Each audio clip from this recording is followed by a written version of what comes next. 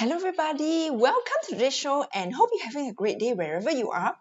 Today, the market is really quite quiet, but let's just still dive into it.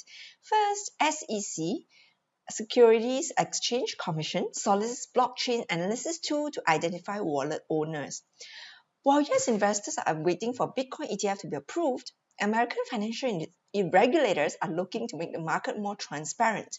The Securities and Exchange Commission (SEC) is seeking a service that will identify the owners of wallet addresses for multiple cryptocurrencies. They have issued a sources sought notice on January 31st. What is this? They're looking for vendors to provide them data. And specifically, they're searching for companies that can provide blockchain data to support its efforts to monitor risk and improve compliance of digital assets.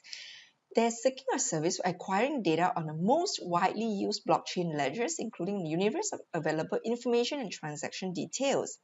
Provide the SEC with the capability to derive insights from available data, including attribution data to whom the particular address belongs.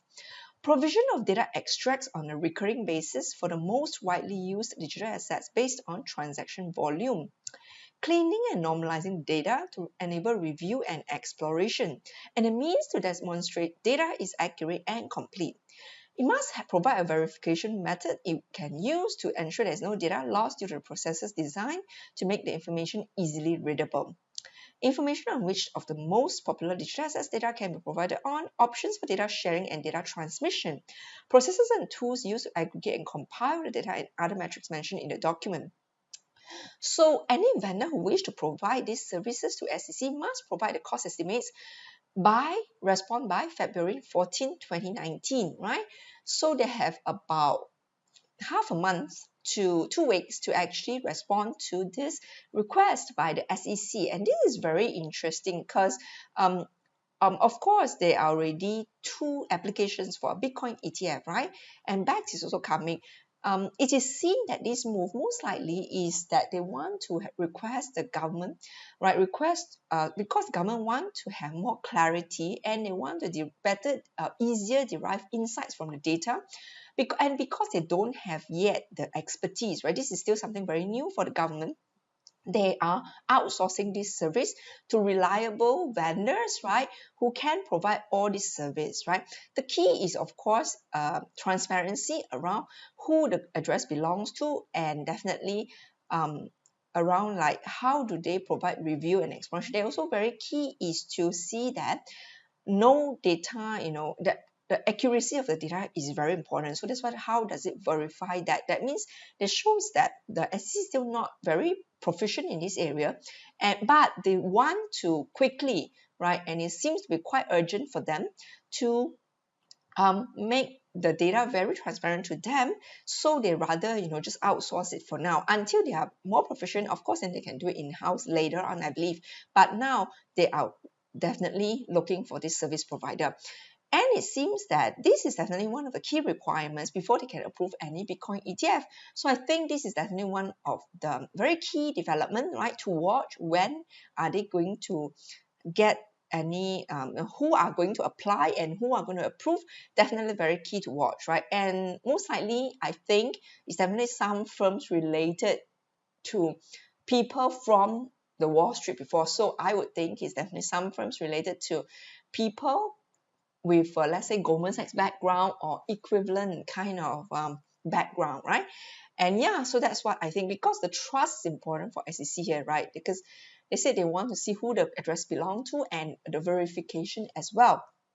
But if there's anything, it does point to that they are going to see how they're going to approve a Bitcoin ETF. This is one of the foundation layer that need to be approved in place first, right, before they can go and approve the Bitcoin ETF. So yeah, if anything, Bitcoin ETF may not even be approved any early part of this year. If anything, it might be towards either the end of this year, right, or next year. Next, we have news of New Hampshire House Subcommittee approves Bitcoin for Texas bill. During the first week of the new year, 2 U.S. representatives for New Hampshire, Dennis Acton and Michael Yakubowicz, proposed a bill that would allow the state's residents to pay taxes for cryptocurrencies. But now, after some deliberation, New Hampshire's House Subcommittee unanimous approved the state's Bitcoin for taxes bill. Now, this is notable that New Hampshire is currently on the move to join Ohio, which is the first state in the US to accept payments in Bitcoin Cash and Bitcoin Core for 20 types of business taxes. It is also interesting that Indiana's treasurer will be in charge of handling similar parts of the system, like handling a payment process, but if enacted, Indiana's amended tax code will go into effect on July 1st, 2019. This is very interesting because, all these states are ahead of the federal government of US in recognizing cryptocurrency as a legit kind of payment. That means it is a form of money, right? Wyoming also recently specifically approved a bill that classified cryptocurrencies as money. And all these 4 states are actually going ahead of the federal government of the US to recognize and classify cryptocurrencies as money. That ought to tell you, right, what the future holds. It's very, very promising. Next, $2 trillion of money laundering on a yearly basis and no relation to crypto. As most people are aware by now, cryptocurrencies often get a bad rap in the mainstream media for being associated with drugs, terrorism, and money laundering.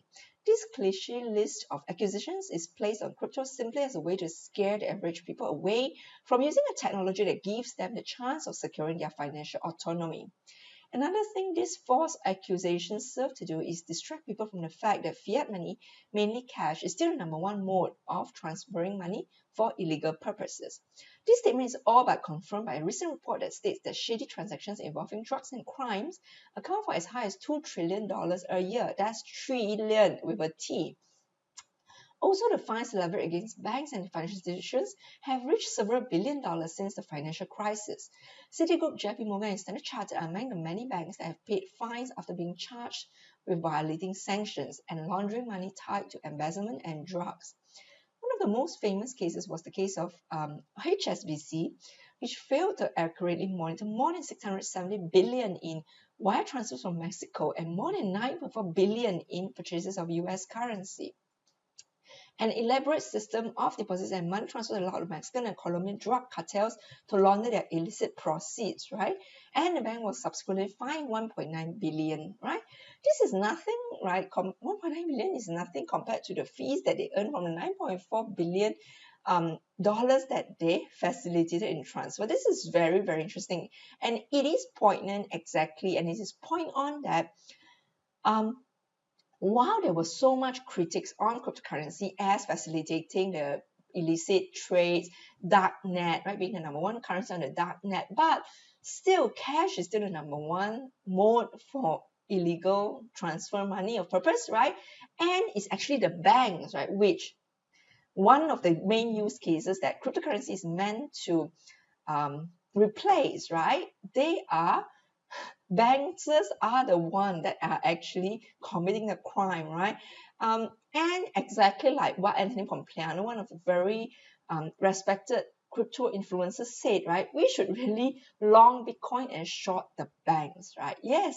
And hope you're having a great day. Hope you enjoy, and please have a like and subscribe if you do. Thank you so much for watching. I appreciate all of your support and hope to see you again tomorrow. Thank you.